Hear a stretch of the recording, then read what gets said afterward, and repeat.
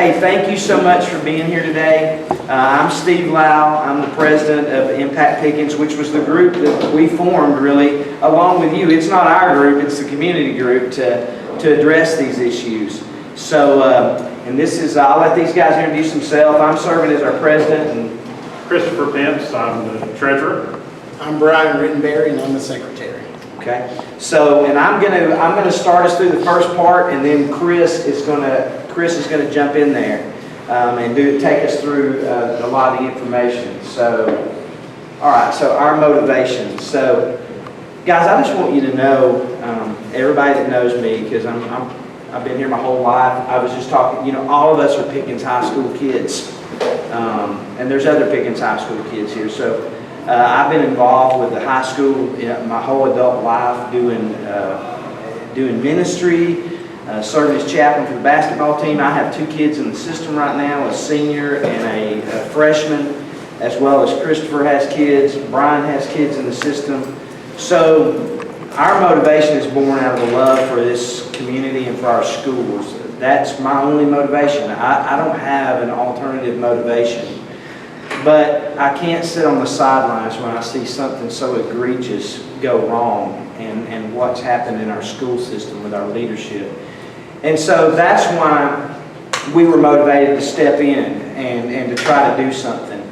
So I will say this information we have today is, we've had it for about 3 weeks. We've sorted through it. One reason we hadn't done anything before now is we kept hoping that the parties involved might go ahead and do the right thing and step down. I'll be honest with you, I think all of us have a little bit of trepidation of handling things this way, but when you refuse to do what's right, then I really don't know anything else. I've spent a lot of time praying about it, talking to people in the community I respect, and this seemed to be the only way forward because they're going to have enough pressure put on them to step down and do the right thing. And so that's kind of what brought us to today and doing this, releasing this information to the public. So we thought it'd be helpful to do a little brief timeline to get us up to today. So we'll start right here. So April 22nd, 2020, that's the day Dr. Townsend was approved as our superintendent, and that was a 3-2 vote with Finley and Steve Smith voting against. Okay, October 8th, another important date, that was a regular monthly board meeting. That is when Aaron Holland was appointed to the board to replace Joetta Youngblood. January 14th, 2021, that was a regular January meeting. That is when Sue Finley became the new board chair. That Friday, January 15th, they already had a called meeting set. A called board meeting was held where the employment of Dr. Townsend was discussed in executive session. Immediately following the executive session, Attorney Phil Landrum notified Dr. Townsend that the board had made the decision to end his employment. He was notified that his email was being shut off and his car was to be turned in and office cleared by Sunday. Here's evidence. Several of us got this because we tried to email him over that weekend and his email was shut down. This is just one of those. So we know that happened. Action was taken. January 15th through 18th, and this is part of my story. I became aware of this on that Friday. I immediately began reaching out to board members and trying to say, hey, what are you doing? Why are you doing this? And I went local on Facebook. Many people called our board over the weekend saying, do not do this. Do not take this action. So that was the 15th through the 18th. That was that Friday till we got to that following Monday. They had already called a meeting for January 18th. So we note that many appeals were made to the board members during that time for them not to take this action. January 18th, 2021, call board meeting. Take note, that was a national holiday. They set the time for 3 o'clock. The agenda read, termination of superintendent's contract. After executive session, a motion was made instructing the attorney to work with Dr. Townsend to renegotiate his duties. So they had already taken action, which we'll show in that closed session on Friday, and which we've talked to Dr. Townsend at length during this time, and we have found him to be upright and honest in everything he shared, and we've confirmed much of anything that he's told us. And what we know is they told him during that closed meeting that he was terminated. This was all back work. They backpedaled because there was such an outcry from the community. So on the 18th, they said they were going to renegotiate the duties. The other important thing they did is a second motion was made to appoint Tony Young as our interim superintendent. Again, both motions passed with a 3-2 vote. Finley, Smith, and Holland voting in the affirmative, Mr. Green and Tommy Gartrell voting against those. February 8th, regular monthly board meeting. This is the board meeting where I went and I told them what an egregious error this was, and I asked all three of them to step down and resign because they had violated the community trust. These guys, I got connected with them during that time because we were all going to board meetings, and so obviously we were talking about this along with others in the community. And then February and March 2021, we launched Impact Pickens. We gathered us together. Impact Pickens was formed to hold elected officials ethically, morally, and fiscally accountable. And based on the recent actions of Finley, Smith, and Holland, Impact Pickens focused on the school board first. I mean, that was our focus. February 23rd, 2021, a call board meeting. A motion was made to officially terminate without cause Dr. Townsend. The motion passed 3-2 again with Finley, Smith, and Holland voting in favor. Remember, Dr. Townsend was told on January 15th that the board was terminating his employment. His office had been cleaned out and his email account had been disabled. The vote resulted in $420,000+ of our taxpayer funds being spent to pay out the remaining 2+ years of Dr. Townsend's contract. March 19th, Impact Pickens, after we looked at several options, we filed an application for recall against Steve Smith and Aaron Holland, which many of you are aware of. March 26th, March 19th was a Friday, March 26th was a Friday. Our application was approved, and Impact Pickens began organizing to collect the required signatures. On March 29th, which was the following Monday, as chairperson, I was delivered with papers where Steve Smith and Aaron Holland challenged the grounds of the recall. Their attorney is both George Weavers. Since March 19th, Impact Pickens lawyers prepared a response to the civil petition challenging the grounds. April 2nd, 2021, we began doing a series of open records requests, and April 2nd, we received the information we're going to share with you tonight. Open records documentation obtained by Impact Pickens demonstrates the behavior of board members Sue Finley, Steve Smith, and Aaron Holland, along with now Superintendent Tony Young. So just briefly what some of this is going to show, the documentation is going to show board members along with system employees, and when it says board members, it's these three board members, along with system employees, were actively scheming to remove Dr. Townsend as early as October 2020. The only reason we don't know it was earlier than that is our request only went back to October 1st, and we'll talk more about that. Involvement included Sue Finley, Steve Smith, Aaron Holland, and Tony Young. The plan included bringing back Carlton Wilson as superintendent. The scheme includes other school system personnel. Dr. Townsend's termination was planned long before the January 15th called board meeting. Dr. Townsend's termination occurred prior to the official vote on February 23rd. Multiple ethical issues were from the people in the system, the system and the board are obvious in all this information we have. Transparency from us. I'm going to let you take over, Chris. Hey, let me say something. This guy, we owe him a debt of gratitude. He is the one that has plowed through most of this data and put it together for us, and I'm just really grateful.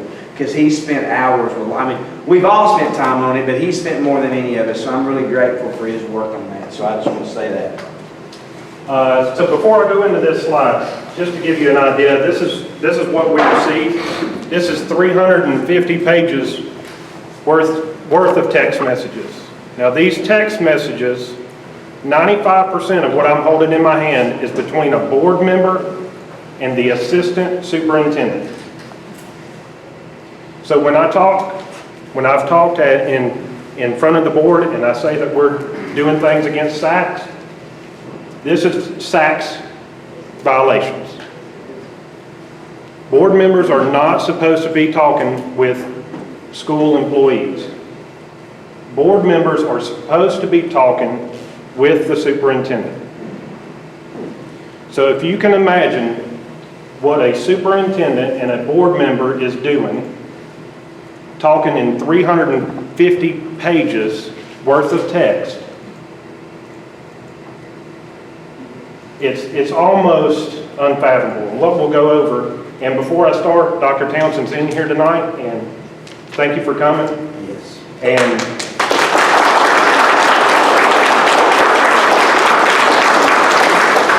for me personally, and I think from the whole community, we owe him an apology for what was done to him. And we're going to demonstrate that tonight, because what was done to him was absolutely unbelievable. So to give you a little bit of how these text messages come to us and how the presentation is put.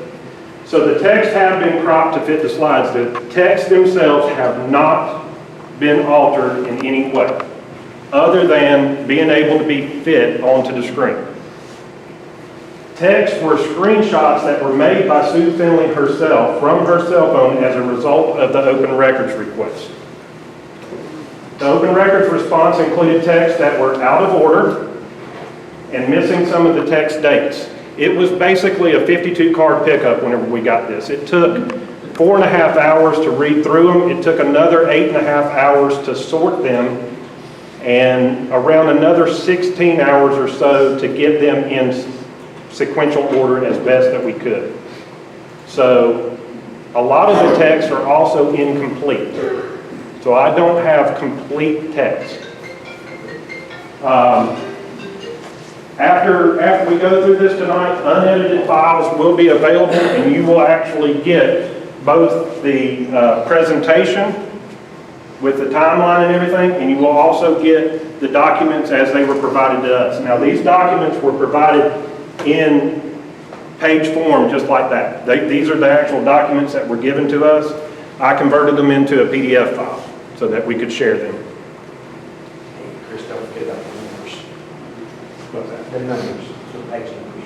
Oh, yeah, and if you have any questions, right here in the corner, so that we can kind of keep this moving, right here in the corner we have page numbers on each one of the slides. So if there is a question you have about a particular slide that maybe you want some clarification, if you want to write down that number, put it in your phone, do whatever so that you can remember it, we'll come back. I am going to ask that we do have some people here that need to leave for Mardi Gras, that if y'all don't mind, we would have them ask the questions first so that they can get out of here and get the Mardi Gras on time. Can I interrupt 1 second real quick? When we receive these documents, and you're going to see large portions of information that have been heavily redacted, which is against Georgia law. You're allowed to redact names, faces, important numbers, identifying information, and that's it.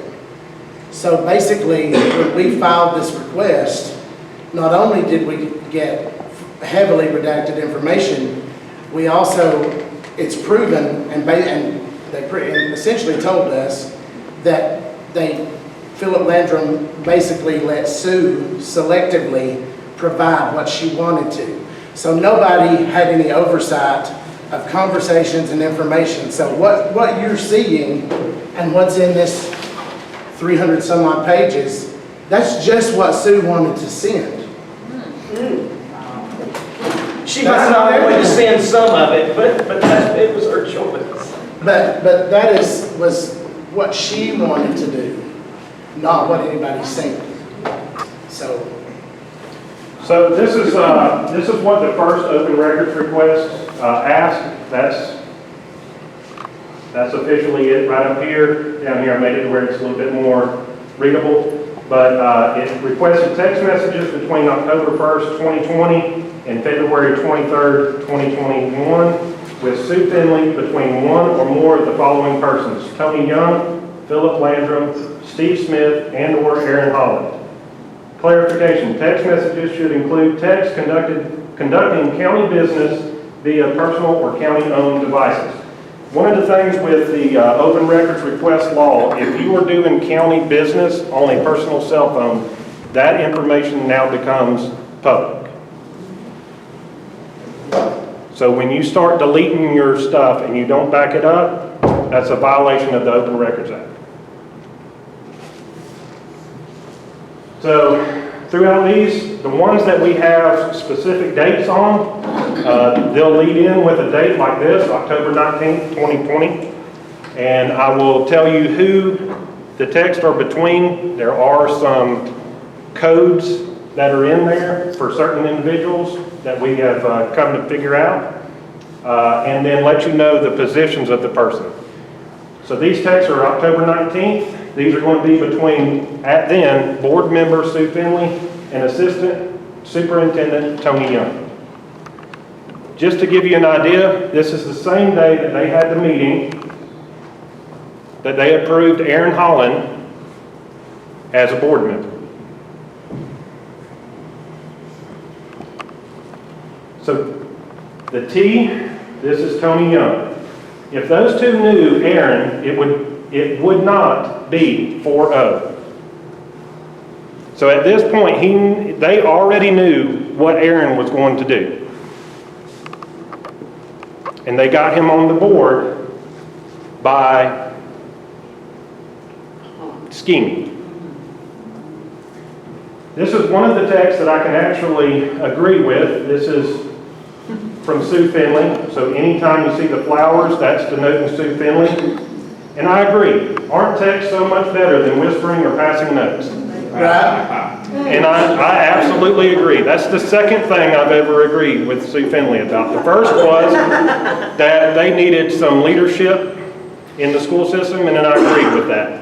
This is the second time that I've agreed with her, and it's that, yes, text messages are much better than whispering or passing notes.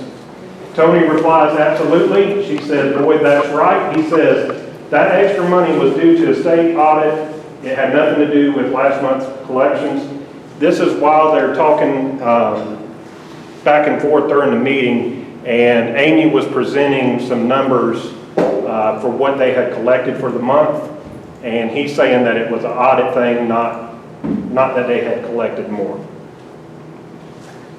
I really thought it would be more difficult than that to get him on. I really expected to too. So she was really expecting to have a fight to get Aaron on. So that's who she is discussing right here is Aaron. Such a shame, no credit. Tony agrees. He thought it would be harder to do also. I don't think they realize they just shot themselves in the foot. There you go. So already, we're in October 19th. We already see that they have started this plan and have it in place. The only reason why we don't see it before October is because we didn't get to the information quick enough. And part of that is because we were trying to be fiscally conservative with our money, what was donated to us to get this information, because it is costly. And we were trying to pinpoint who and where and what time frame we needed to get. Hey, just a note, guys, this kind of thing right here, such a shame, no credit. Just take note of some of these things throughout these texts, because it reveals a lot about a person. Have you clarified who they are in the one text right there? Yeah, Who is they? This is talking about The board Tucker. Tommy. So at the time, just to go back, during this time, Donna is still on the board because this is not January yet. So Tommy has not made it on the board yet. Okay. So what they're saying is they can't believe that Donna and basically that they conned them into getting Aaron on the board. She could not believe that both Tucker Green and Donna Enos both agreed to let him come on to the board with a 4-0 vote. So these texts, we didn't have any dates on them. Like I said, we got what we got. They were screenshots. You'll see that a lot of them are chopped up. But this is discussion between Sue Finley and Aaron Holland. So at this point, this is in November. He says that I'm praying about December. Yes, thank you for reaching out about this. That would not have been good. December was when I told him I would pray about, just because I didn't want all these changes at my first official board meeting. What changes were they planning on doing at their first official board meeting, of his first official board meeting? Remember, Aaron said that he had studied the budget, knew what was going on, and there was so much evidence against Dr. Townsend that we had to get rid of him immediately. Way before immediately, in my opinion, is this being discussed. He goes on to say, and we may wait until January. In the end, I just want what's best for our staff and kids, and I don't want things to look totally divided either, if that makes sense. Changes definitely need to come, but I feel we should do them on the right time frame and moment for sure. We'll also show you who's actually behind a lot of this. You're going to be surprised. We're going to bring up some old names of people that are actually behind the scenes pulling the strings. So again, this is a text where I had to take two separate pages, and these pages were far apart. So we had to take these two pages and piece them together to figure out that they were together. And if you notice, the way that we did this is, you can see the pray here and the pray down there match up together. So that's how we knew those two sync together. So as of right now, I feel the same. I told Steve I would pray about December, but didn't want to commit anything. I hope you understand and respect that of me. I don't want any surprises, and certainly would not have been ready to address new chair as early as tomorrow night. So in this text, Aaron is talking about one of the things that they wanted to do was to get rid of Tucker Green. And the thought process of doing this in December was to be symbolic. What else happened in December? Dr. Wilson was terminated in December. So this was going to be a symbolic gesture to Dr. Wilson that they were going to remove Tucker during the December meeting. She responds back, okay, Steve was of the impression you were okay about tomorrow night, so I'm glad we hit this glitch. I'm not pushing for anything early, but I told Steve I would support whatever you two wanted. He wants to make a statement about Tucker's lack of leadership we have experienced all year. He also wants, and we lose the rest of the text thread. So I'm not sure. And like I said, it's all available for y'all tonight, so if y'all can figure out where that other text message is, you're more than welcome to dig through it. So, this is on November 3rd. Again, pointing out that this is a board member talking to the superintendent's subordinate. Our admins are very nervous that they've been asked to present to the board Friday. Just want you to know. That was Tony. Sue responds with, bless their hearts, I don't know of any reason for them to be nervous. Do you? Tony, shoot no. Lots of laughing and emojis. LOLs. Do you suppose this is his way of doing part of their eval?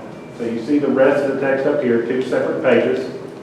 Tony responds, they know to be very careful what they say Friday. They are certain he is setting them up.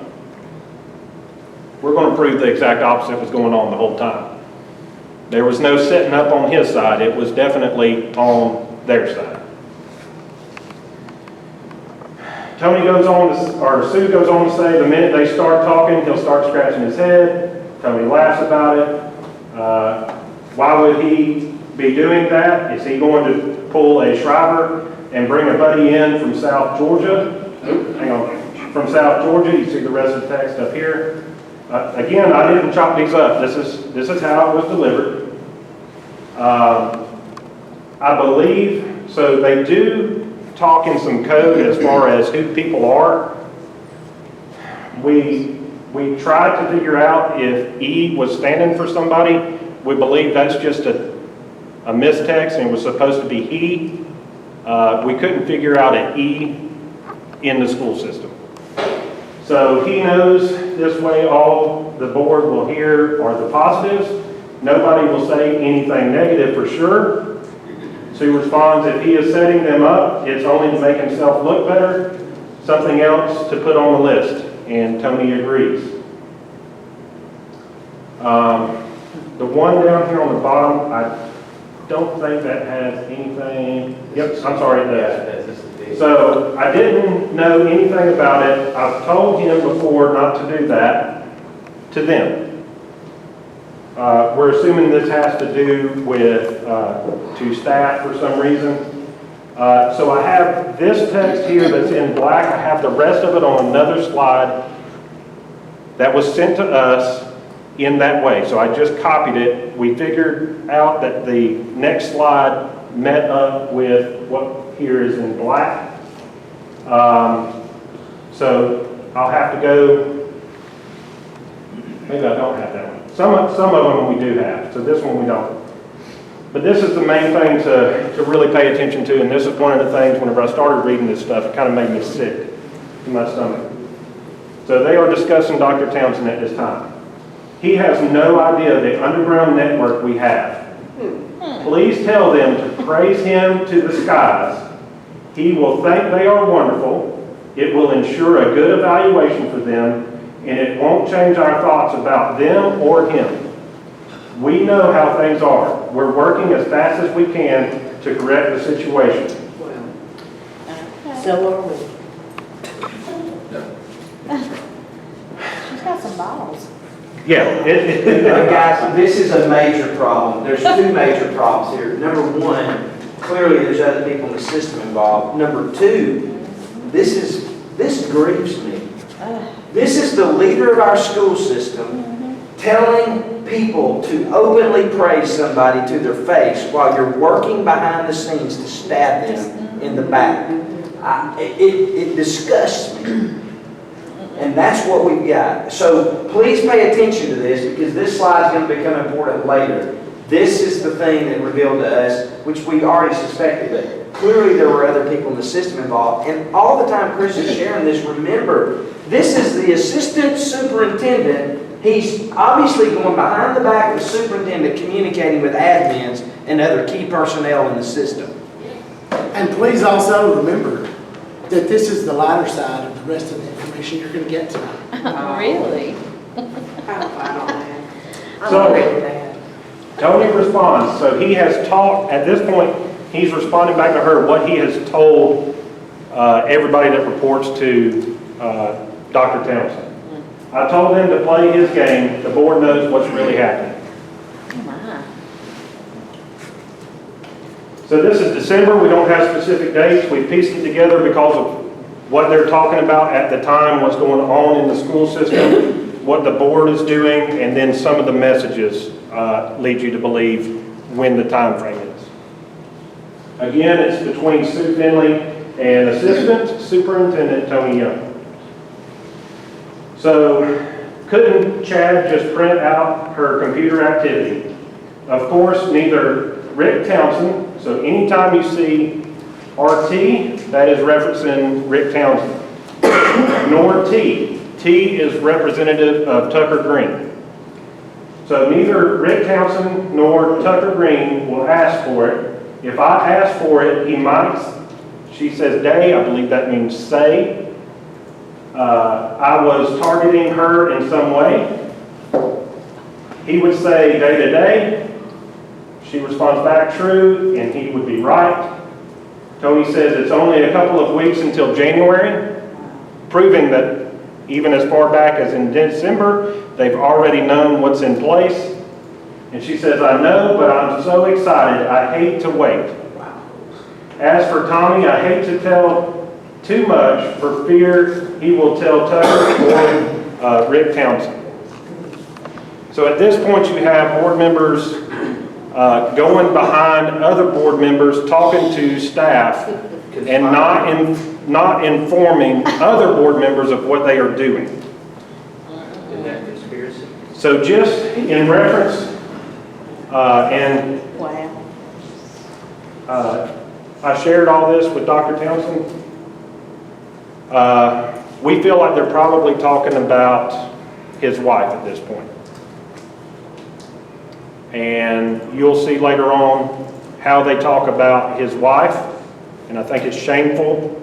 Talking about Dr. Townsend's wife? Yes. What does She that works have in to the do- system. So she works in the school system, and you'll see how they talk about her and that they were planning on getting rid of her too. But this is a Christian woman right The, here. the issue is, she didn't know where Dr. Townsend's wife worked, and I believe that's why she's asking for Chad. We believe Chad to be Chad Flatt at the junior high school, and that's not where she worked. Just tell me Rick has seen this before tonight. Yes, Okay. Yeah. yes. He was very helpful in putting some of this, helping us get some of the dates and stuff right. I'm sorry that he had to. I am too. It's embarrassing. So continuing on, I've talked to Aaron and Steve. We're cool. See you soon. Tony responds back, awesome. This is where we get some more school system employees into the thing. Sue says, is Christy going to be available to talk to Aaron this afternoon? Christy, of course, being Christy Bone, the Director of Special Ed. Tony says, yes, she is ready. Sue responds back, even without posting a notice, if Aaron is ready, could we let Rick Townsend know it's time to start packing his bag? There you go. December, Really? still talking to a school system employee.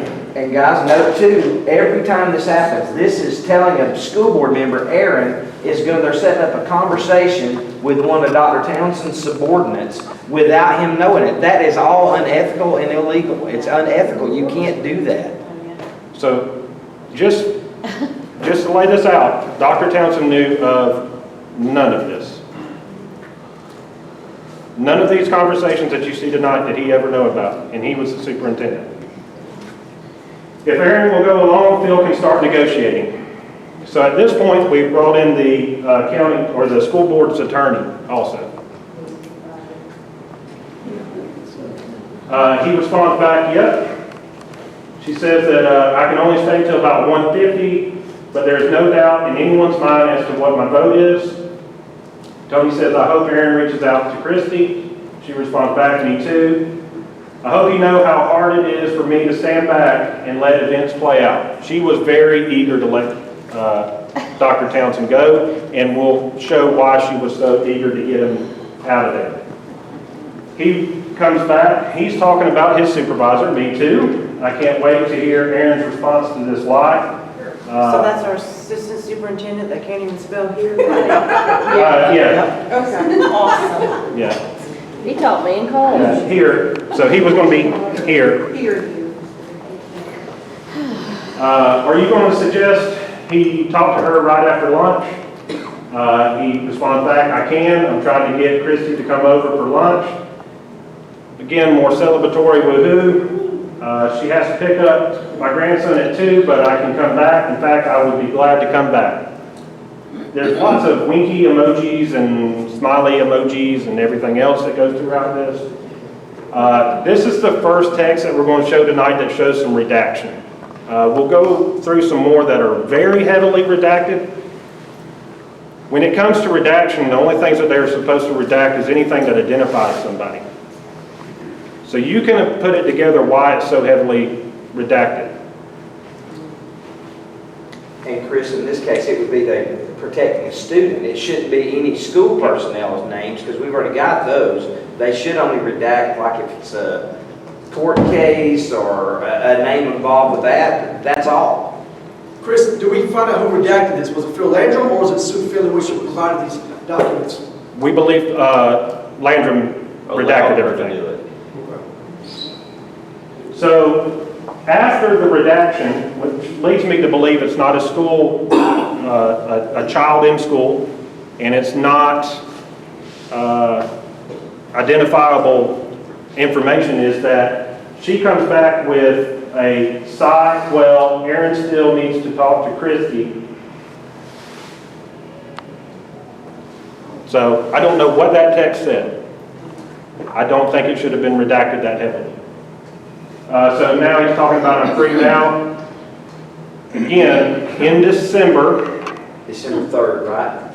So I can't remember where. I think it's December 3rd was the. So I explained the buyout negotiations to Aaron weeks ago. Really? Why is our assistant superintendent talking to Aaron Holland weeks ago about the buyout for our superintendent? There's only one reason, because it was planned. Now, I can't prove it, but I did have a conversation with Sue, and she plainly and very clearly told me that, because I asked her how we were gonna pay for this.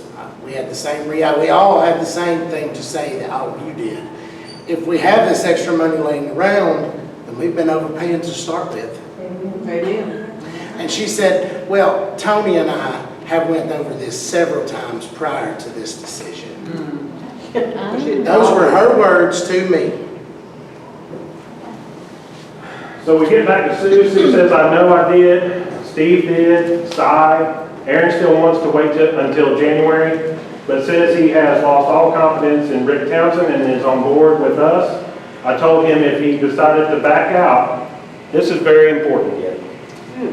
I told him if he decides to back out, I was going to throw the grenade. So now we have blackmail? I will not have the community think I knew he did something illegal and didn't. This is the one sheet that we got. This is an additional sheet that we found later throughout there, and we figured out where it went. It was the continuation of this. So you'll see the beginning of this starts the same way, goes to grenade. She won't have the community think that she hid something illegal and didn't do anything about it. That got his attention. Come on January. My question is, what grenade to who? Is she still talking to Aaron, and does she have something on Aaron that she's holding over that he doesn't want out in the public? So is she coaxing him into that vote? It's basically a blackmail.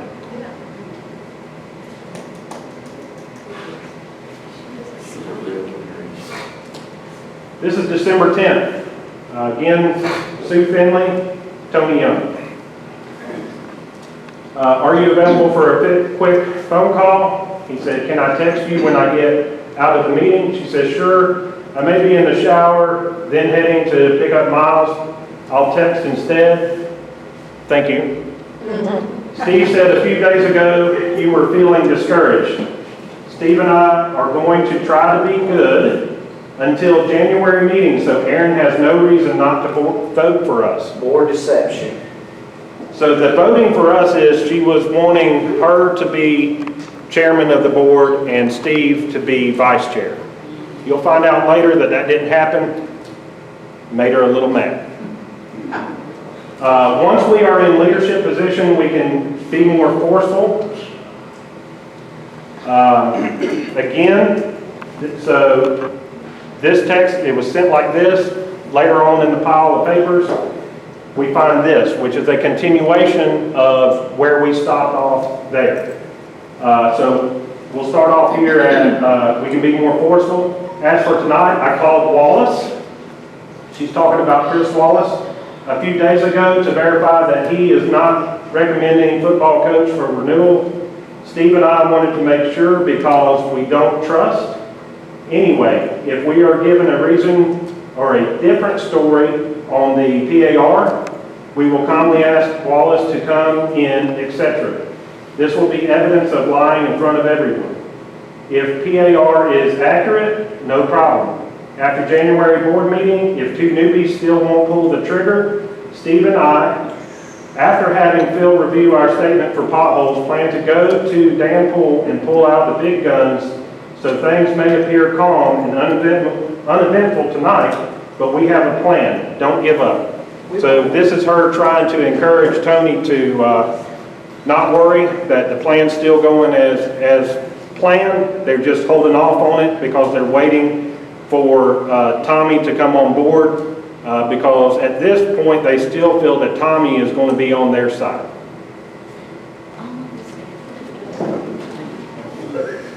So this is December 14th. Again, Sue Finley, Tony Young.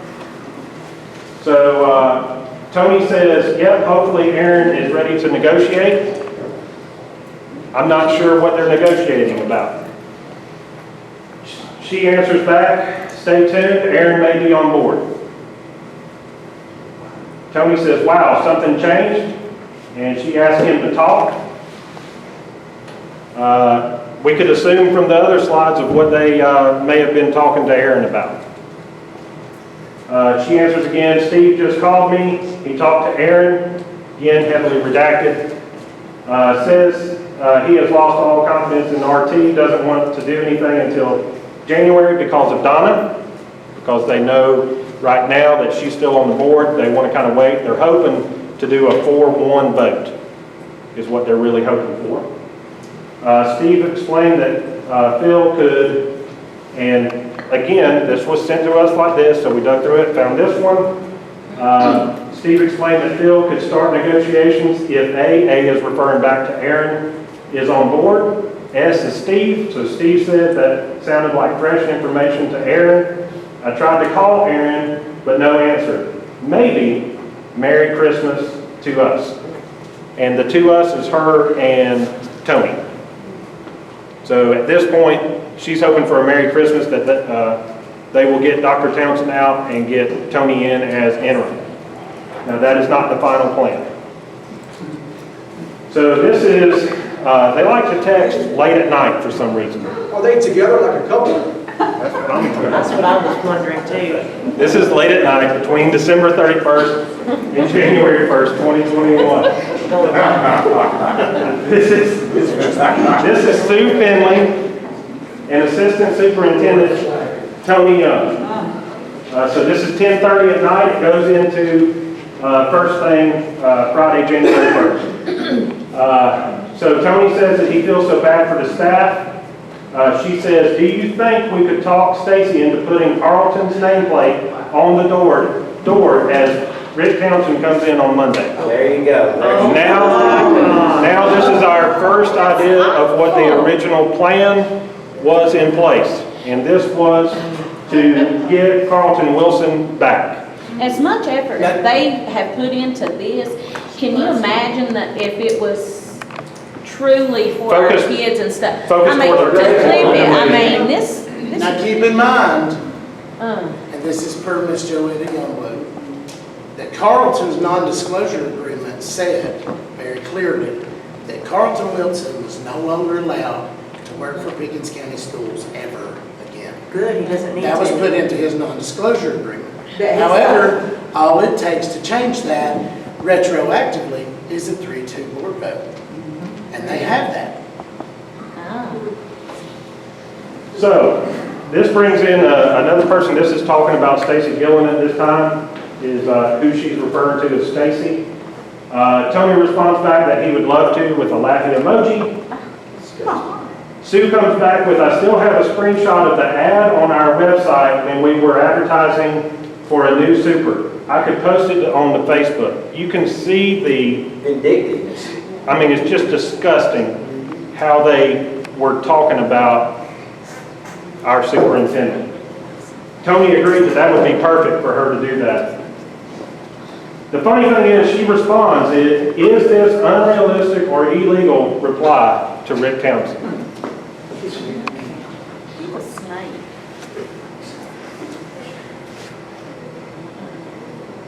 There's no word. Well, that's a nice word. It wasn't clicking. And we didn't get the rest of those texts, so I don't know. It could be in there. It's just very hard finding all this stuff. Is there any recourse to get the ones that they left out? Yeah, why was she allowed to Just choose? give us time when we get to We will get to the end. We'll explain. Sorry. A lot of this stuff will be explained either further on through additional open records requests that we got or that we sent, and the responses that we got back, and you'll see what the responses are. So January 6th, now we see some text messages coming from Sue Finley and Steve Smith. So up here, I'm not sure what the first part of it was, but he's ha-ha. She responds back to him. Aaron said he has either upper respiratory infection or strep. We'll call Tommy early next week to let him know where we are headed. So they're trying to talk to Tommy at this time and let him know where they need to go forward with getting rid of Dr. Townsend.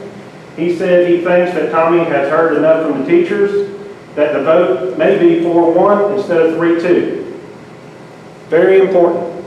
I'm just glad he mentioned 3-2 as a given. They are not supposed to be doing votes out of open session. They are already planning the vote out. So that's January 6th. They met on January 15th in that called board meeting after she was made chair on January 14th. January 11th, Sue Finley, and again, she is still a board member. He is still the assistant superintendent. So this is Sue Finley talking to Tony. That will give us time to research hybrid model. In actuality, that will give you time as interim. Why on January 11th is she calling him, already telling him that he'll be the interim? To decide what you want to do and not have to backtrack. Now we see our real player. I also call CW. CW is? Carlton Wilson. This AM to make sure he knew you were going to be interim to allow Aaron and Tommy time to interview him. So before they made Carlton Wilson the superintendent, they wanted to appear to have time for Tommy and Aaron to talk to him before they made him the superintendent. I assured him this was not a change in our ultimate goal, just didn't want to blindside him with it. So she wanted to keep him up to date, and she didn't want him thinking that they were backtracking on making him the superintendent by making Tony the interim. She's basically telling him to bide his time and Carlton will be back. Tony says, yep, what a teacher read to me was very clear. It says teachers would report to the building on Monday. This is January 11th. Tony, assistant superintendent. Assistant superintendent is with Phil, the county attorney, and I met with Amy. She is getting a buyout number ready for the board.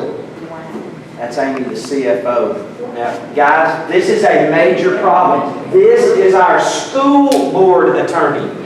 He is the board attorney. That's the board as a whole. He's the He employee. is going with the assistant superintendent to talk to the CFO about a buyout for our superintendent. This is a major problem, and he is a major problem. So in conversations with Dr. Townsend, at no time did he know that, was he informed by any of the staff or from the county attorney that any of this was going on. I can assure you that when he was terminated, the exact time he was terminated, not when they say he was terminated, not February 25th, we're talking about January 15th when he was actually terminated, he did not know he was getting terminated that night. And she responded back that that's great news, and she's left a message. January 12th, we're still not to the board meeting. Remember, first board meeting was on January 14th. That's when Sue was made the chair. And Tommy Gartrell, she gets a little mad, but he gets made vice chair. So this is before all of this, and this is Sue and Steve Smith. So two board members discussing. She's celebratory. 4 more days, 4 more days, 4 more days. What happens in 4 more days? Steve responds back, exactly. He responds back with an emoji that says, great minds think alike. They're talking about somebody's employment, and Sue again comes back with a bunch of laughing emojis. This is how we figured out the date. Date stamped right here on the bottom, Tuesday, January 12th, 2021. So January 12th, 2021, they already are talking about that in 4 days it's a foregone conclusion that they're going to be getting rid of Dr. Townsend. So that would be Saturday the 16th after their meeting on the 15th when they really terminated him. So, I don't want any presentations. He didn't want any presentations. She agreed. She said, Phil sent me the agenda. When I told Tony what it said, why is she telling Tony what it said? He said it's called a meeting, not a work session, so no presentations. Rick Townsend has told principals and chiefs they have to be there. This is very important. Tony says that's just for protection, so he doesn't have to answer any questions. After I tell Rick Townsend tomorrow, since, again, we're going from this type of style to what she sent next, and we found this, and again, this one was even harder to piece together. It's further in the material on 2 separate pages. You can tell that it's 2 separate pages because you can see the bottom where it was sent through the email on the top of this one, and this one was just thrown in there somewhere in the middle. So January 12th, it's at 9:15 p.m. Me is Sue Finley. Phil sent me the agenda. When I told Tony what it said, he said it is called meeting, not a work session, so no presentations. Rick Townsend has told principals and chiefs they have to be there. Tony says that's just for protection, so he doesn't have to answer questions. After I tell Rick Townsend tomorrow that since called meeting, I'm going to blame on Phil, so hopefully won't catch on. So deception to Dr. Townsend about what's really going to happen on Friday. So purposely lying to the superintendent so that he doesn't know that he's about to get fired that night. Instead of work session, no presentations, I'm going to call Chris Wallace and Corey Thompson to tell them it was a misunderstanding and that they don't even need to be there. This is a problem. This is a SACS problem. She's calling school personnel, principals, to tell them behind the superintendent's back not to show up because they're not going to be needed. Why are they not going to be needed? Because they're planning on firing them. And I did call Corey Thompson, by the way, and ask him verbatim, did this play out exactly as this text message said? And Dr. Townsend called him and told him he did not have to come to that meeting. And Corey Thompson, although he did not speak with Sue Finley, she did call and leave a voicemail on his phone to speak with him. So she's doing everything that she says she's going to do. And guys, we've talked to Dr. Townsend enough. They presented to him this meeting was going to be something totally different than what it was going up to that Friday. She deceived him the whole time until they got to that Friday. So finishing this out, I want to know if Rick Townsend does not let them know, then he's going to really have a problem. Still not board chair, still just a board member. So at this point, this is January 14th, so this is after the board meeting, so she has been newly appointed as the chairperson, and she is speaking about the board meeting that night, because she's a little bit unhappy about what happens. Just one. Yes. She has been on the board long enough to have sat through an actual school board member. So is that not correct? So she knows. Yes. She knows the You word. have to do it before you take the seat. Yes, She knows she's breaking the rules. In everything that if you have a flash drive, and I told the media tonight, and I told some people that had contacted me, if you have a flash drive, I'll give you all of this. I also have, that will be given to you, the school board code of conduct and code of ethics. So that comes from the state board, what your ethics should look like. I also have the ethics as far as school teachers goes, and you have to remember, 3 of these people hold certificates with the state of Georgia as a teacher. Sue Finley, Tony Young, and Aaron Holland, all 3 are certified as teachers. They report to the PSC. They all have agreed to this ethical standards. They have violated ethical standards that are set forth in the PSC. And we'll go further into that. We do not have the beginning of the text, but we thought that the rest of the text still stood on its own. So I believe she's at some point saying thank you for your help. I also appreciated the applause from the staff. She's talking about whenever she got made board chair. She said, that was sweet. I was floored when Tucker voted for me. I never expected 5-0 vote. I told him I appreciated him being gracious about it, although I really hate the mess with Steve. So this is where she starts getting unhappy. She did not like the fact that they did not vote Steve Smith as the vice chair as she had planned. I told those other 3 guys I wish they would have told me what they were going to do so that Steve wasn't left hanging. I told each of them what I planned to do, and they gave me no feedback. The Queen. Okay, so guys, as bad as that is, this is a fundamental problem because you know what? It's what I've said. She is a public servant. She is a servant to the people. Right. But that's, she sees herself as a walking dictator. I told her before she works for us. So the Queen is not happy. I told Tommy that he was played tonight. Once Tommy was voted in, Steve said Tucker looked him in the eye and grinned from ear to ear. Oh well, they'll figure him out eventually. We're headed in the right direction. I called them both and told them that after their apparent change of heart tonight, I wanted to make sure they were still on board for tomorrow's dismissal. When did I say this text was from? 14. Well before they ever took a vote to dismiss Dr. Townsend. She wants to guarantee that they are already there. Again, she has been asking for this since October. They say they are. Tommy says he wants to understand the special education bus issue better before he commits. I assured him it would not be a problem. We will bring Tony in to explain and answer questions.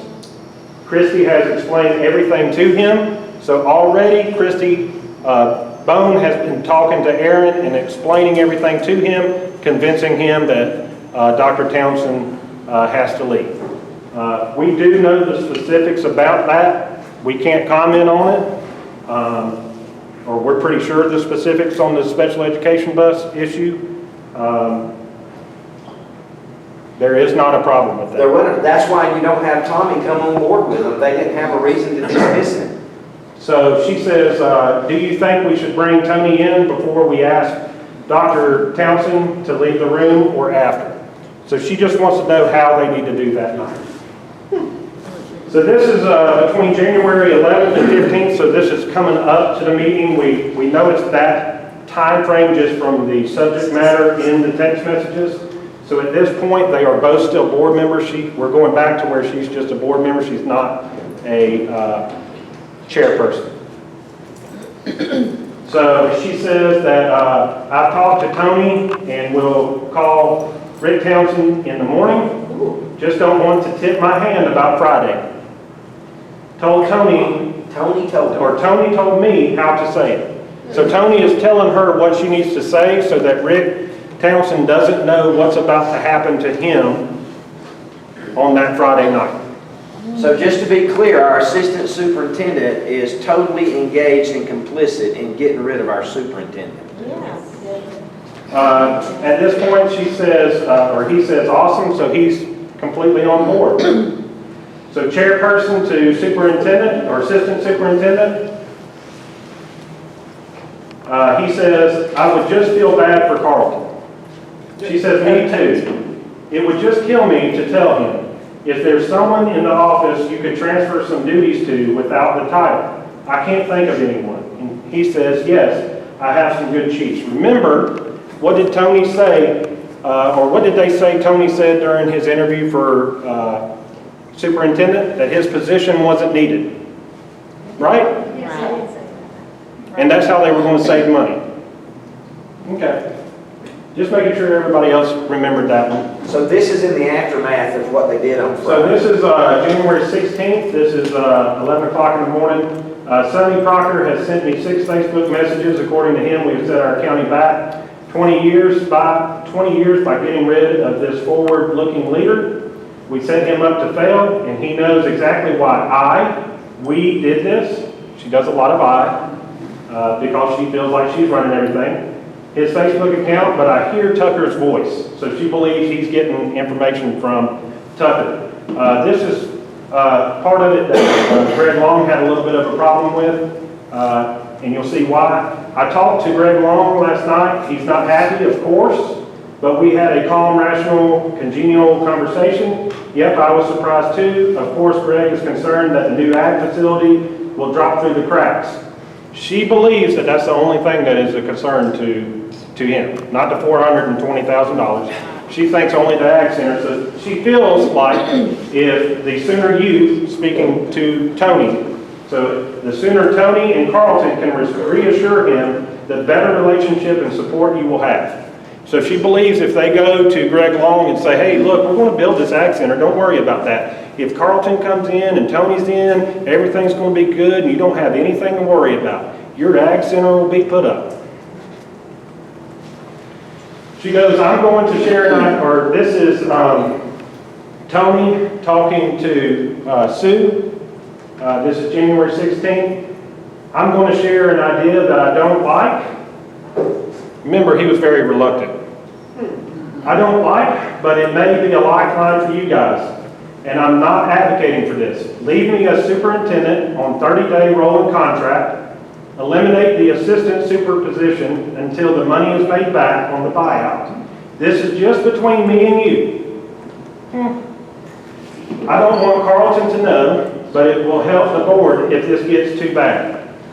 Why do they not want Carlton to know? We're probably going to find that out. She says, okay, I'll start a rough draft. He says, that sounds good. She says she's still waiting to hear back from Steve and Aaron. Talked to Tommy. He was very unhappy with how last night went. Thought we should have given Rick Townsend and Tommy more time. Again, it was cut off. We found this further back. We pieced these two together to figure out that it was the previous slide from here to here. More time. However, he absolutely loved the press release.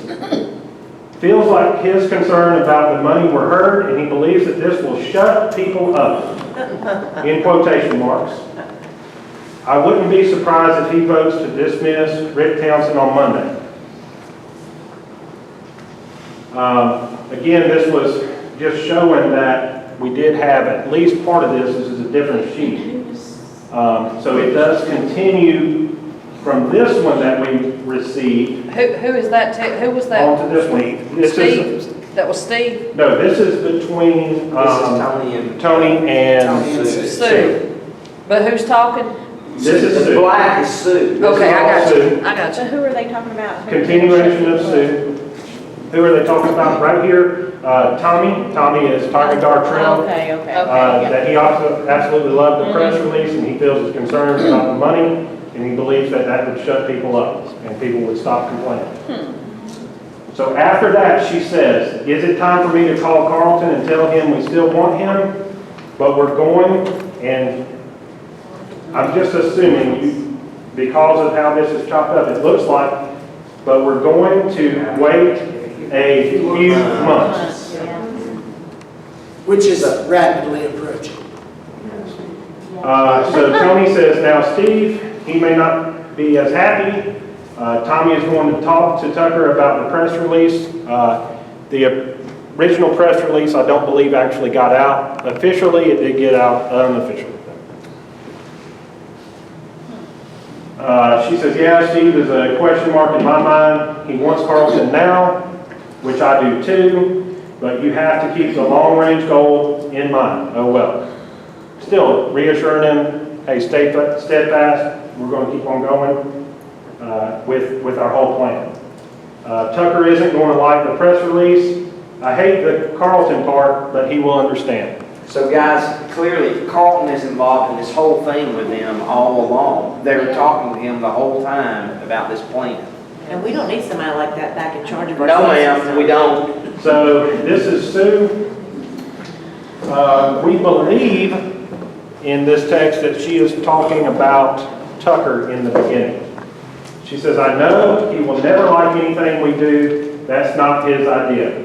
I can't live with that. I really dread calling Carlton. I know he will be gracious, but it still breaks my heart. I still haven't heard from Steve. I'm going to call him again. He sent me a pic a while ago of his grandson making pizza, so I think I am taking the back seat. The main thing here is they're still so dreading calling Carlton, telling him they're not going to make him Keep in superintendent. mind, this is when everything's blown up on them. Everybody's calling everybody, because this is the day after. Y'all made this text. Yeah, exactly. Everybody in this room is who made this text right here. So this is board chairperson. This is January 29th, Sue Finley, and at this point, interim superintendent Tony Young. He's not officially the superintendent yet. So yeah, I was reading a bit on Facebook last night, and someone named Brian Jones, I'm going to say she missed that, and I'm going to say It's it's this Brian. probably I this was Brian. probably on that. Said that he assured everyone that he and others were arranging the board recall, so I just closed out Facebook. This is very important. What I hate about all of this is that I want to be on the board at least for one more term to support you. Hopefully, this mess will fade in 4 years. She's hoping that everybody in this room, everybody watching, everybody will forget about this. Don't worry about that $420,000. Don't worry about us ruining somebody's reputation. Don't worry about all that. It's Forget about it. actually a very careless statement that she made. Her statement to me, and again, this was not a text message, but by phone, was that she would vote how she pleased, and if we didn't like it, we could fire her in 4 years. So she was going to do as she pleased. So these are some other texts. We don't have dates on these, but we felt that they were important. Some of them show how Assistant Superintendent Tony Young and Board Member Sue Finley talked about Dr. Townsend and his wife. And then some show the over-redaction of the content of the text. You can probably fill in what they're what is over-redacted and why. So in this one, she says draft. This is Tony. So this side is Tony. It says yep. Insert stronger words. She says I already did. Laughing emoji. I was planning on bringing up T's. This is talking about Tucker's residency issue once my tiara was firmly in My place. tiara. So once she is crowned, she is going to try to get Tucker off the board because she feels that since he's working, I don't know if y'all knew this, but at that time, Tucker was traveling back and forth between Pickens County and South Carolina working, and she was going to try to get him off of the board because of his residency. He says, I think he will have that fixed by then, unfortunately, and she responds back to Tony with, I'm afraid so. I know he, and what we assume she's going to finish that off with is, at that time, he was actually in the midst of purchasing a house beside his parents, which would have cleared up any confusion over his residency. Oh my gosh. She's so arrogant. So, Tony, he shows no interest in even talking about it right now. Is Aaron going to reach out to the super? Sue says, if I throw these numbers at him, it will implicate you. She's worried about implicating Tony into something, but we won't have to worry about that much longer. Why won't we have to worry about that much longer? Because by then, Tony will be the superintendent. So to give you an idea of what we believe they are talking about here, and then she continues on, yes, later today, Aaron was preparing for training yesterday. Maybe that's why he is waiting today. We believe this is during his board training. So what she doesn't want known is that Tony is supplying her information behind the superintendent's back. But she wants to try to get this information out without implicating Tony in any of the underhanded things that he is doing. But she still wants to make this point at this time with these numbers to Dr. Townsend. So this one we included. It's not a whole bunch in any of this except for up here at the top, one of them's chopped off. It says be chairman, and I think she's talking about herself, and she's got a little happy emoji. She thinks it's really funny. My issue is that on October 8th, whatever they had to say, whatever she had to say right here, why is all of that redacted?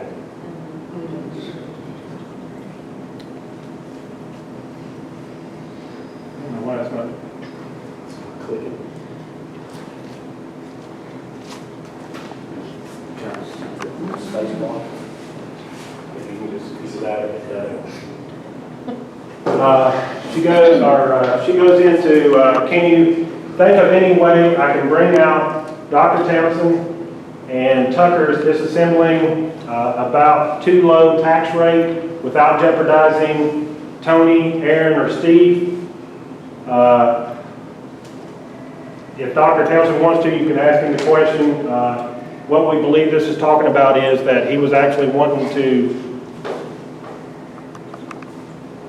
drop our tax rate. He was going to be able to fund the school system cheaper. They didn't want that. Well, obviously. She wanted to manipulate it. Yeah. So Tony responds back of how she should start with this. He wants her to try to make Dr. Townsend look bad in front of the public. Yeah. So he says, I'd start with a simple question such as, how much of our fund balance will be used in this budget? A general question like that would work, but it will stir up people who will question using fund balance in these uncertain times. I can assure you that if Dr. Townsend was suggesting this, he had looked at it, he had looked at the numbers, and he knew where he could get the money. What's not known is the school system has gotten a ton of federal money this year. A ton. Again, October 4th, so much redaction. So all we can read is, like you to review a short document for me. If it's not too inconvenient, thank you. Redacted. She says, thanks, I may not get to it until tomorrow. Again, another one, completely redacted. So here, this is going back. Because we don't have a date on this, I can only tell you I can't tell you a specific date, but we know this is when Aaron's coming on. She says, perfect, or per Tucker, Aaron is a 4.0. Tony says, wow, he can't believe that they're actually going to go along with this plan. He can't believe that they're It's going so to be able to easy. do their plan just as they wanted. Who was in charge of Aaron will be perfect. He goes on to say in this one was kind of disgusting to me because they're talking about people with COVID. So I have an answer to your question, call me when convenient. He's about to close the district based on numbers. We're talking about numbers of COVID positive cases. And her first response is that it's hilarious to her. She assumes that that's per DPHS recommendations. We must have had quite a spike to hit 20%. Here is the rest of it. Quickly, meow. You know what she's trying to say there. That what she's referring to Dr. Townsend as. Tony laughs at it. He said, this is where it starts getting a little disgusting between them two. You did it, the teachers will be grateful. No, we did it. I couldn't have done it without your coaching. No, you accomplished that one. I appreciate your support more than you know. I'm sorry, I'm adding a little inflection into that. So this is her talking to Tony, and she gets a little mad about her position on the board at the time. She says, I didn't sign on to sit at a table once a month and raise my hand during voting. He says, amen. She says, Aaron's reply to me, I don't know if we should do a vote for new board chair before January just because of all the new changes. I fully support having a vote on board chair in January because that includes Tommy and won't bring more questions into everything going on. You already know that I know there would be some accountability on this issue and that he couldn't sweep it under the rug. Signed, not as stupid as Tucker thinks. So what this is talking about here is Aaron was a little nervous because of him just coming on to the board, that he didn't want to start doing all this stuff. He did not want to actively remove Tucker Green as the chairman. That's what she was wanting, again, as a symbolic gesture to Carlton Wilson in December. as that they would be removing him. There was some back and forth. Aaron had some issues with it and backed out of it. So he says, he laughs out loud, good point. She says, sorry about the call. I'm talking to Tommy Gartrell, and he wanted your phone number. Guess whose house he is up for sale? This kind of shows them making fun of people that they represent. And she's talking about Lee Williams here, and he laughs at it. Then she responds, she only owned the house for 8 years. Wouldn't you like to almost double your money in 8 years? And he replies with, poor thing. I mean, just as far as me, that's just not how, as a public official, you talk about people that are literally paying your salary. They're narcissists. We believe this is during the time that possibly Dr. Townsend's getting fired. Tony says, he's sitting there a long time, LOL, and she's laughing about it. Make his wife come in and help with some, so we get at least some work out of her before they leave. Wow. I guess it's appropriate that he doesn't trust his faculty because they certainly don't trust him. Unfortunately, in talking with Dr. Townsend, he trusted his faculty and staff way too much. Way too much. Clear. Obviously, yeah. She says, seems only fair. Tony responds back, from what I hear, she has not done anything, and he may need to correct me here. She was actually hired on as a virtual teacher.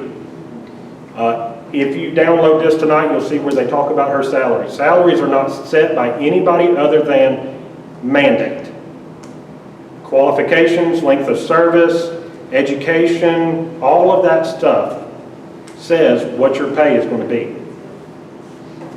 The school system doesn't have a choice in that. You're more than welcome to go to the school system and compare her pay rate and see the chart, and it will line up of what they paid her. So she says, I wish there were some way we could let them know that we know that. Right here, we believe that the C is, again, talking back to Carlton. So Carlton liked my idea about the online notebook. He's talking back and forth to Carlton, making sure what he's doing is in line with what Carlton wants done. Or what she's saying. Tony says, I definitely will on the heads up. I bet Carlton is excited. She says that she can't wait. He says, me neither. She says, me neither. Good things will happen, and we'll have fun getting them done. Remember, it's fun to absolutely destroy somebody in the public, spread rumors about him, absolutely slander this man, take away his job, but it's going to be fun. And it's also going to be fun to spend your money. Yes. What date are we on now? On this particular one, I don't know. This is the complete text, so I don't know. Okay. Like I said, they're missing a lot of stuff they didn't want out there. This is back to January 4th. Tony says, well, the super just told me you guys are having a workshop on Friday after board meeting. Word gets out around fast. They actually did not want Dr. Townsend knowing that they were having that meeting on Friday. She responds back, probably Tucker, but it doesn't matter. I just don't want Martha to publish it until I talk to Phil. Why wouldn't she want something published?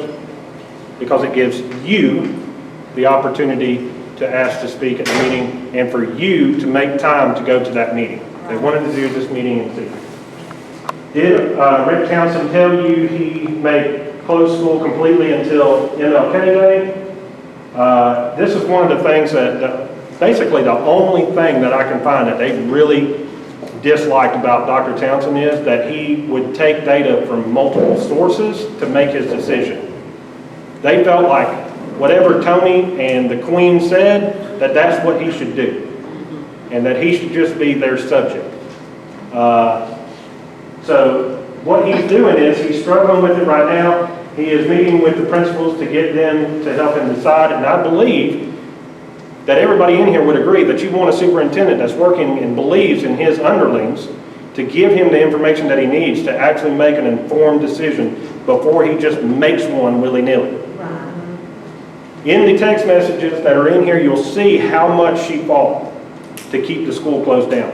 She wouldn't have opened this school this year at all if it was up to her. The only reason why we're back in school is the man that's sitting out here that lost his job. Because he used education and numbers and facts to base when we were in school and when we were out. January 16th, this is Sue. I really made Tucker mad last night.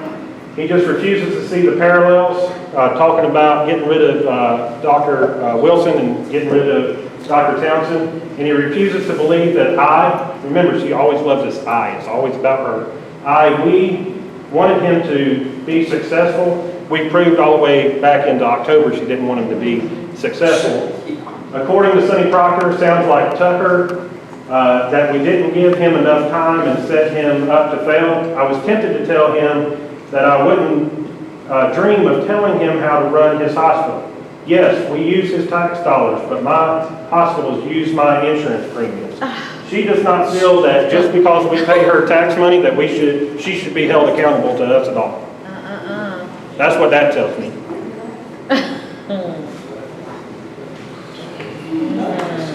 So this is, threw this one in. I like to throw in a little funny. This is just a little sickening stuff. So Tony says they are thrilled. Sue says, great, that's why you are the grand poobah. He says, and you are the Madam Chair. And she says, nah, I'm just your cheerleader. And he says, the feeling is mutual. That's it. So sweet.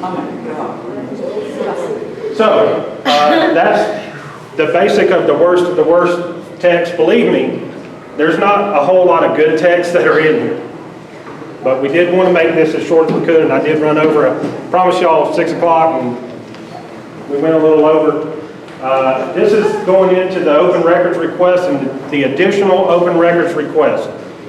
This is important to remember when we made the first request, okay? So we made it in April 4th. You'll see that the following ones, because we were trying to pinpoint information that we wanted to get, spend the least amount of money, you'll see what happens. Magically, there is nothing to find. So after we got this one thing to keep in mind, that text, it said there's our underground network. So we did a request that included Sue again, but some other key personnel to see. We're not going to identify them because that's not fair. But we did some others to see if we got anything, and so Chris can share. We asked for 8 employees of the school system's conversations. So those 8, and we asked for both school phone and personal phone. Believe probably all 8 of these have an assigned school phone. This is the response. Whole bunch of legal jargon here, why, when, what they have to get it on all of them. What they have to redact, and this is the answer. Be advised that Pickens County DOE has no record in response to your request. This is from Phil Lambert. So. That means they've wiped all their information. Yeah, Not necessarily, because it means they're not going to comply with it. right. So this is one that we will present the names because these are names that we know are involved. It's the same one. This is the same request that I made, only this is before. So I've already gotten information from October to February 23rd. We're backdating it now because we want to know how far back this plan was hatched. So this is asking from May 1st of 2020 to September 30th, 2020. So this would bring us to basically the time frame that Dr. Townsend was brought in to the time frame that I had first asked for the open records request, October. of 2020. This is the response. Again, the same legal jargon on every one of them. Please be advised that Pickens County Board of Education has no records in response to your request. So now, there's nothing magical about that October 1st date. That just, we tried to limit that first request and we got all the data. So we went back to go further back, and that's the response. There's no way I believe that that information didn't exist at some point. So the information was there, now it's not.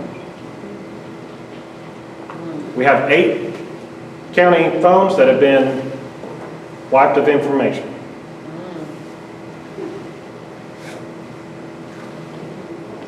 So this is kind of our summary of the problems for the system.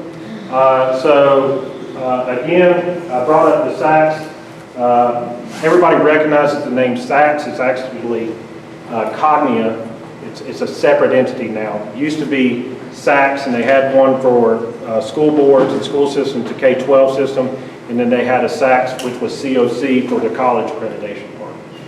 Now they've separated those out to 2 different ones, and Cognia simply does the K-12. The problem with the SACs is what we've said in meetings about how they discuss things with board personnel, discuss things with staff. That's not allowed. If they were to ask something of a staff member, they should have went through the superintendent. As you can guess, I'm pretty sure that Dr. Townsend was not telling them, yes, it's okay to discuss how to get rid of me. The State Attorney General has to deal with open meetings violations. So if there is an open meetings violation, that's who would investigate that and determine what the process would be with that. They also deal with the open records request. So, and then the PSC is the board that looks over anybody with a teaching certificate and accredits them. All 3 of these come this week, are getting all of this information sent to them, and we are requesting an investigation by each of these different entities. And Chris, no, we've already been in touch with the Attorney General's office. Yes. Regarding some of this open records and sunshine law stuff. We have talked with Cognia. Cognia is out of Alpharetta. Be pretty easy to drive over there and deliver all this stuff to them. We've discussed it with the PSC, and we've also talked to the Attorney General, the Assistant Attorney General, on a couple of different occasions.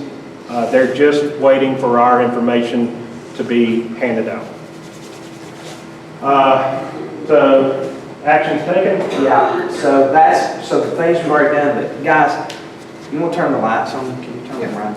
So, Maybe blink your eyes. listen, what do we do now?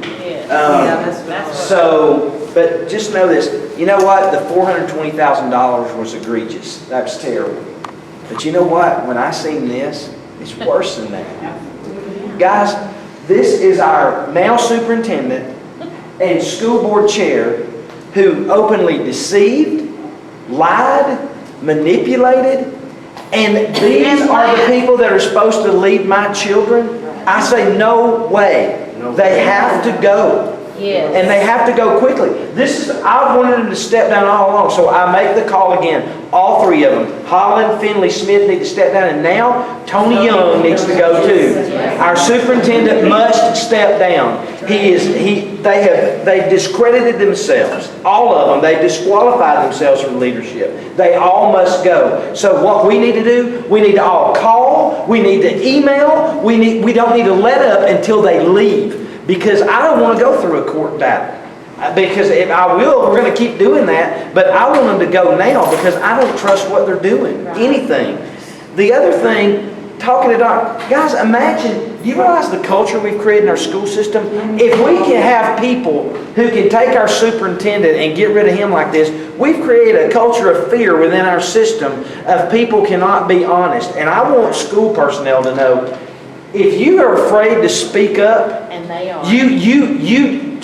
I hope you will come forward and say something, because we're going to have your back. The community's not going to let that happen. So please, you can't continue to do that. We've got to speak up, and we've got to move forward.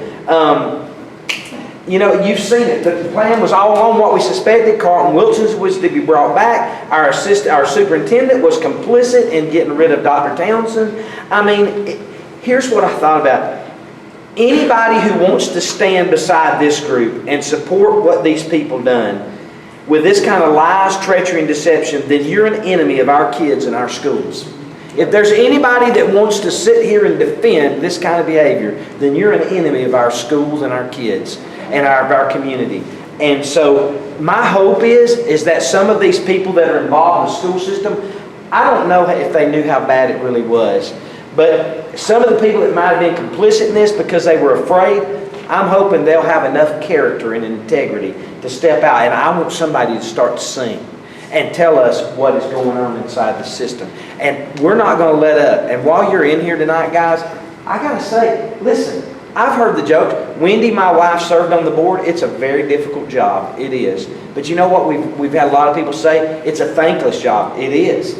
It's a thankless job. And we say, no way I'm doing that. Well, this is what we get when we don't have people who with integrity and character who serve on our board, and we can never let it happen again, ever. Because it's not what's good for our community. So we've got to get rid of them. And it's not over until we get 3 other people that are qualified to sit in there and do what's best for our community. So the actions, as Chris said, we're going to make sure all 3 of these entities have this. One thing we can do, we can all file public service complaints against all 3 of those. Tony Young, Aaron Holland, and Sue Finley, they all hold certificates. We can file complaints against them. There's a form online to do it. And We'll have the form on the group page. Yeah. In the download section. Everything will be there where they violate. The whole first portion of the state model code of ethics is on board governance. Blowing it out of the water. oh yeah, everything. Can What we do go you to- think honestly, like I'm asking as a citizen, what do you, looking at what mentality they have about themselves, they are comfortable and confident, that they are locked in tight, and that they're untouchable. They are not going to willingly step Well, in. that's why, Nancy, that's why we got this. I know, but I just don't, I mean, I'm happy to email and call and phone, but it is not going to deter them because we're nothing to them. Well, it might not, but It's gonna have to be court, and it's gonna have to be the Attorney General, Well, PSC, and SAC. and we're going to keep pursuing those things. Let me We don't matter to them. let me just say The something. web of corruption is so big. Exactly. I mean, you look at the attorney that's representing it, it's all so big, it's no secret. Listen, hold on a minute. Here's the thing, guys. It's amazing that we got this information. I'm still shocked that I don't know. So you know what? The only way we got this information because they felt pressure somewhere that they had to release some of this some way. So I still believe if the cause is right and it's truth, there's a way to win. But it's going to take we the people, and we can't quit. I told them the day I went in there, I wouldn't quit. I'm not going to quit until they're gone. And it's going to take all of us doing what we need to do. And I'll say something. The court case, our lawyers moving forward with those, addressing those. Well, here's what I'd say that he's told me. The next process in that is a process of discovery. I really like my odds of discovery because knowing what I know already, I will be happy to enter in discovery where I can subpoena records and other things and ferret this out. So I won't stop. So they need to know they can go ahead and step down, or I believe it's good enough. We may uncover something illegal who really does get them in trouble. Amy, go ahead with your question so you can head to Mardi Gras. Thank you. First of all, I'm very sorry. I'm an 8th generation Pickens County person, and I'm trying to get through this without ruining my makeup. I apologize to you and your family. I have 5 children, 2 nieces, 2 nephews, and a son, 4 different schools. So I'd also like to say thank you for actually working while all of this, for lack of a better word, BS is going on. I'm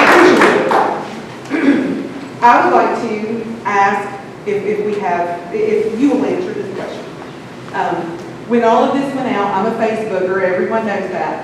Their kind of side of the story was an issue with a special ed bus issue, all of that. How did that turn out? I would say is, everything I did or advised, revised book, Okay. Joe backed me up. Department of Education. Okay. Department of Education. I had a name, had an email, everything was done correctly, there was nothing there. Okay. And I don't want to go deep into it. Sure. No. Yeah, but there was no cost. They said that from the beginning. Right. And this was disappointing, the whole process. And what you mentioned earlier, Steve, is even worse now. I mean, one, you start going after your life, but two, think about those staff members in the system. Yes. That could happen, who's next? Who's And next? that's why they want to see. Well, you can't blame them. I mean, I was sick up for it. Yeah. I mean, you think about it, I got paid out, guys. Right. They had to honor my contract because that was the law. Because I was willing to go to court, I was going to fight. I was going to fight the right way. And I knew I was confident it was going to happen at the end. And they had to honor that contract. Teachers are under one-year contracts. Most administrators are under one-year contracts. So they have to be careful. So my only is be careful. I don't want to pressure them too much because we all have to do the right thing. And I know it sounds crazy me saying this, but they do. That's not a good feeling. And that's got to change.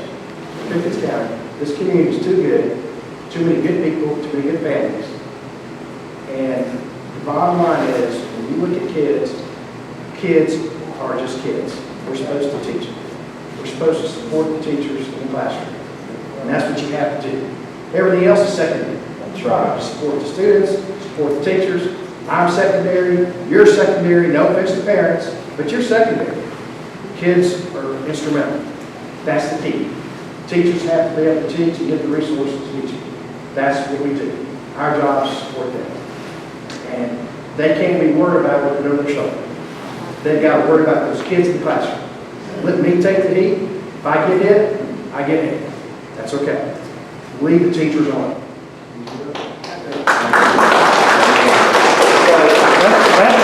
That's what we got rid of. You saw what we got. Know what they. Yeah, but what now in the meantime for our children?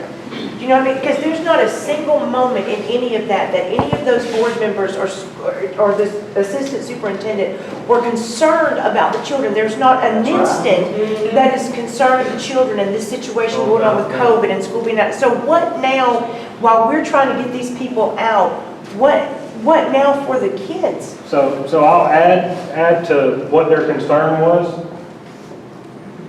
If you'll remember, we also had a vote on a e-SPLOS. Yeah. During the height of COVID, I have text that is the only thing that they are worried about is passing that e-SPLOS, getting more money. Not the children. Or our. Not anything about whatever else. They are slamming Dr. Townsend for not promoting. Now you got to remember, it came in May. And we said, hey, by the way, not only are you new to this system, figure out this system, we have a pandemic going on, figure out how to educate our kids.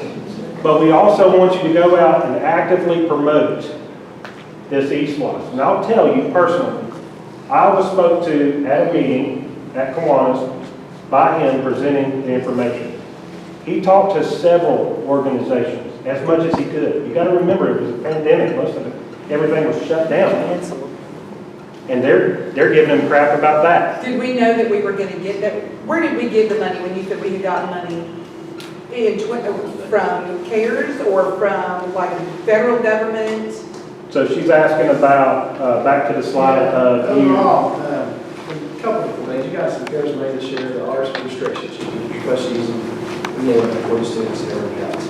But when you look at the big budget, you kind of plan for the future and kind of what's happening. So when you did plan the budget for this year now, you plan a few extra positions because you don't know what the pandemic was bringing us. It was an unknown at the time. Luckily, we brought the community in June, formulated a plan to start school.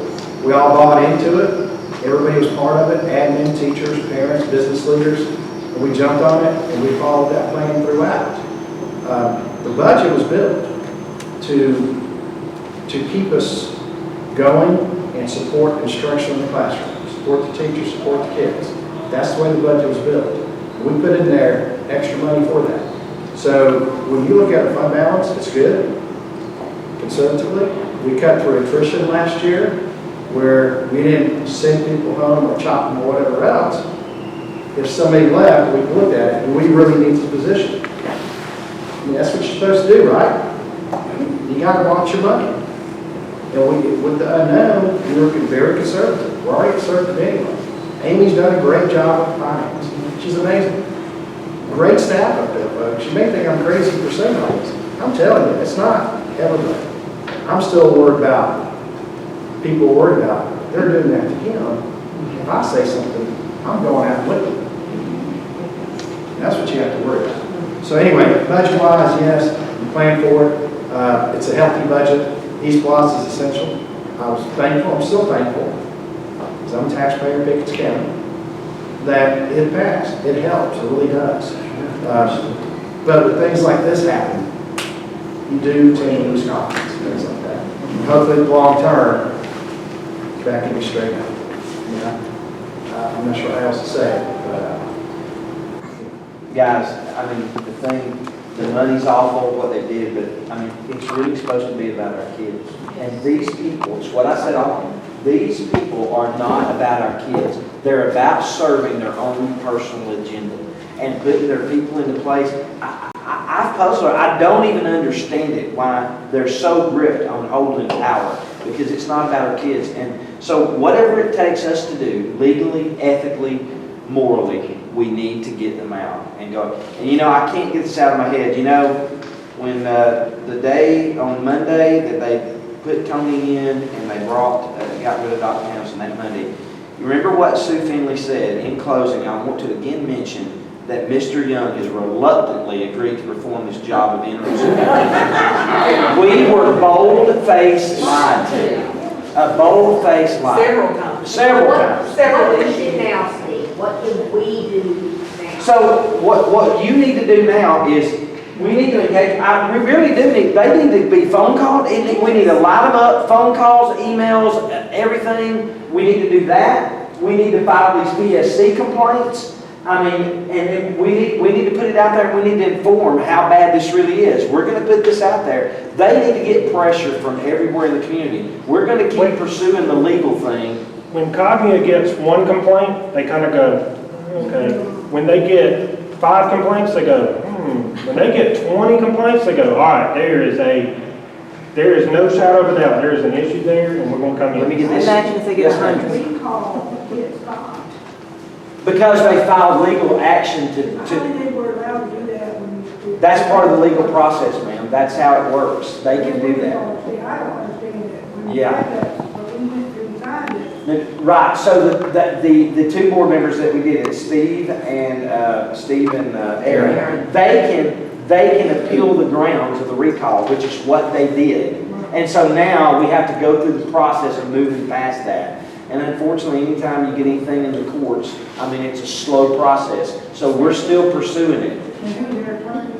Their attorneys are the Weavers, George Weaver, both George Weavers. And we're paying for them, right? We better not be. No, they can't do that. They have to do that personally. No, we better not be. That's supposed to be personally. Don't check. Brian, what did you have? That, the PSCs, the Professional Standards Commission. That's right. I've been dealing with them on something separate from this. And I'm telling y'all, you can go to that website and it is super easy. They make everything. I mean, you don't have to print nothing out. You can fill it out on your computer, print it off. You have to mail it to them. It gives you an address in Atlanta because they want the actual copy. I mean, it is super easy. please do it. And they will talk to you. I emailed the head of legal counsel down there Thursday. We changed emails 23 times. She answered me back every time I emailed her another question. Within 15 minutes, she emailed me back. So we already do that. They're more than willing to help. Okay. We'll post the links to all the forms, the link to the PSC complaint, and we'll have it on there. Ma'am? I just want to say one thing. I have one son that graduated from high school, and I have one that's scheduled to graduate. But I'm going to tell y'all, when my youngest was in kindergarten, and he'll deny it, and I don't care. But when my youngest was in kindergarten, and there's some people in this room that know my youngest son, he's diabetic. And I called because I was told by a member of this school system that if he was so bad diabetic, I needed to take my child and homeschool him. Now, ladies and gentlemen, I called the State Board of Education in Atlanta, and I said, can I legally be told this? And the question was asked of me, where does your son go to school? And I said, I can't tell you that. I'm scared of retribution. Oh, honey, they'll never know it. Okay. I was told, no, you can't be told legally that you need to homeschool your child. The next day, while I am sitting in the car ride of mine at Hill City Elementary, a school personnel walked to my car and said, Dr. Wilson would like to speak with you. I walked in his office, and because I believed him, I did not take anything to record or make him write anything down. And he said to me, Miss Campbell, understand that if you complain on us, things tend to disappear and special education issues get dropped through the cracks and nothing happens for your child.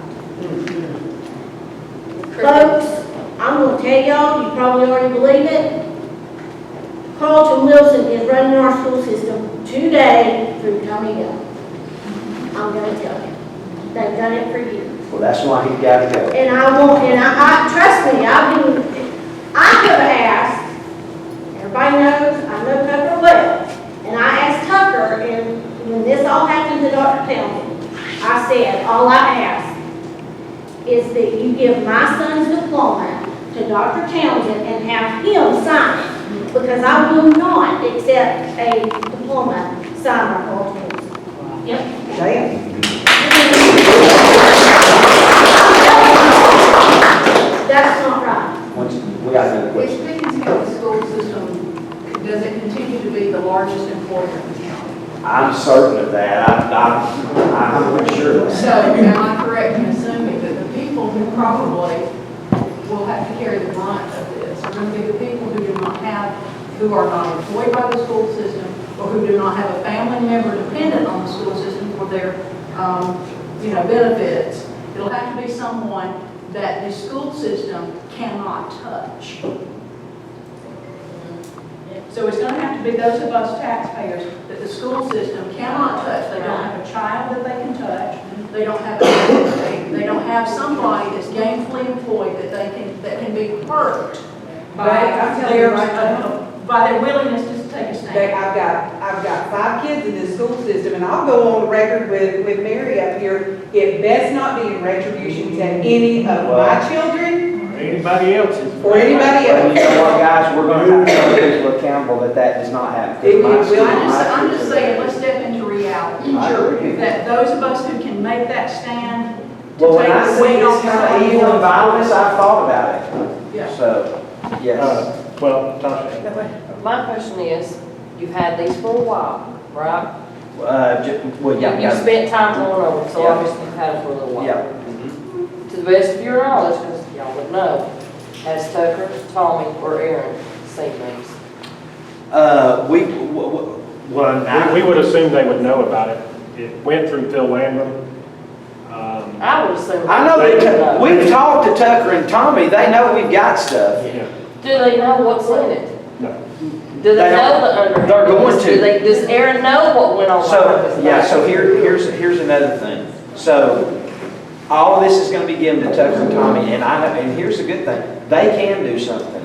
They're gonna they have a place to leverage some of this now. We're giving all of this information to them. Okay, got one more thing. So just so y'all know, a board member can ask for instance, and correct me if I'm wrong, but a board member could ask for unredacted, correct, Wendy? Because a board member has the ability to see that sensitive information because they have clearance to see that stuff. If it's a table at this point, if it's already went on the phone, what you have is what you So have.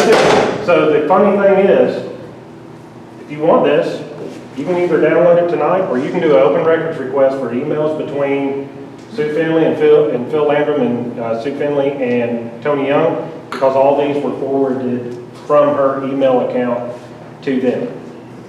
So these are still records. This is the only record that is still a record that's a record, because it was sent through email. So each one of these, I have to find one with it, but. So they redacted your copy, not so much. Correct. So it says, up at the top here, Pickens County School System mail forward, Tony Young, Part 6. So it went through the school system's email accounts. So you can get all of this, just like we did. You'd have to pay for it. It does cost to get this. So if some of y'all donated to us, this is what y'all were paying for. Y'all were paying for the attorney. Y'all were paying for all these open records requests. Because when they redact it and they do stuff like that, they charge us tons of money. And how are you doing on that? Do you need more donations? Do We you will need let you, more we're money? going to at some point, if we have to, particularly if we have to continue this legal I fight. feel satisfied with what's happened with what's. If they don't stand down, yes, we will need more money. So But, I need hey, you to do what- something. What's that? The piece of paper you had in front of you a while ago when you read that final statement about Tony being interim, Yeah, that day, at that meeting, and you were there, we were all there, most of us were there. yeah. Okay, so they announced that he's gonna be interim, right? It's all over with, we're all standing around talking. This was a college professor of mine and a teacher for a lot of other people. So we walk He up to was him. my classmate. Yes, we walk up to him, speak to him, and in my heart, because I have a history with this man in college, I'm thinking he's a good man. I understand. Obviously, I knew nothing about any of this. Sure. This man had the audacity to stand there and tell her and I both to pray for my guidance. Pray for me and pray for my guidance. Well, good. You know what? I think it takes people like you calling him out personally then. Yeah. Which is what I was going to say It next. just, it is so disheartening, you know? Who are you praying to, buddy? Is a call to action that Steve's talking about. That's the other thing I wanted to make sure to reiterate on. We, as a whole, and if you get mad, you just get mad at me. I don't care. You can tell me later. But we, as a whole, have a mega tendency to really get upset about something and then just let it go. Oh, no, honey, I can And say they that for a long understand time. that. They know that and understand that. It's a thing that's Well, they talk about it, redundant. in the text message. They talk about it, whatever. So what we have to do is, our next board meeting's coming up on, what day, Wednesday? Is it, it's usually, Second Thursday. it's the second Thursday. So it's coming up in just a couple of weeks. We have to be at the meetings. You have to pay attention to the information that's put out in front of you. Can we wear crowns? I think if everybody. Oh, my gosh, yes. But listen, here's what I say. Make sure, guys, we need to call on all of them to step down. Step down. We don't want them. Can we present her? So, hey, that's it. We're happy to answer any questions personally if you want to. I don't want to hold people up. We're here. You can talk to us. If you want more information Yeah, that we can question share. about slides. We're glad